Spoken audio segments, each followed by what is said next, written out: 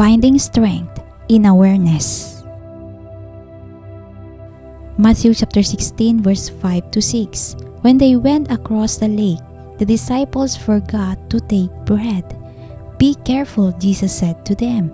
"Be on your guard against the yeast of the Pharisees and Sadducees." In Matthew 15 verse 29 to chapter 16 verse 12, Jesus performs miracles by healing the sick and feeding thousands of people. Despite witnessing these incredible events, some religious leaders still question his authority and seek signs from him. Jesus warns his disciples about the teachings of the religious leaders and reminds them to focus on the true message of faith. He uses metaphors like leaven and yeast to illustrate how a little bit of wrong teaching can influence and corrupt the whole. Jesus encourages his disciples to have faith in him and not be swayed by the doubts of skepticism of others. And today, I want to share an encouraging devotional message with you, inspired by Matthew chapter 16 verse 5 to 6. In these verses, Jesus teaches us a powerful lesson that we can apply to our lives. Let's take a moment to reflect on these words and find strength in them. Jesus said to his disciples, when they went across the lake, the disciples forgot to take bread. "Be careful," Jesus said to them. "Be on your guard against the yeast of the Pharisees and Sadducees."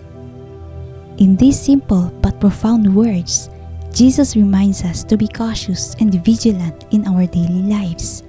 Just as the disciples forgot to bring bread, we may often forget important things or lose sight of what truly matters. But Jesus reassures us by pointing out the yeast of the Pharisees and Sadducees, a symbol of their corrupted teachings and hypocrisy. In our own lives, it's crucial to stay aware and discerning. We must guard ourselves against negative influences and misguided ideologies that can distract us from the truth.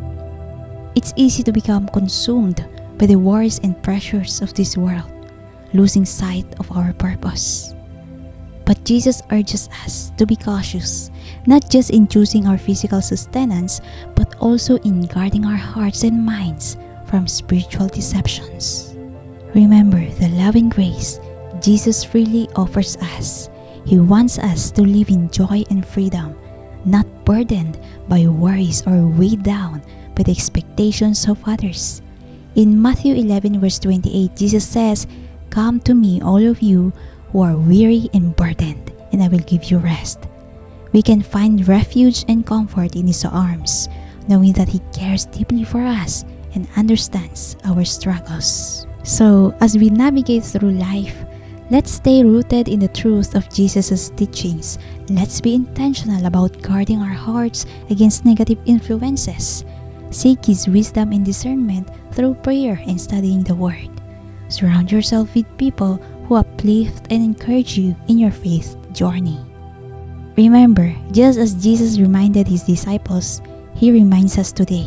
Be alert, be on guard, and trust in Him.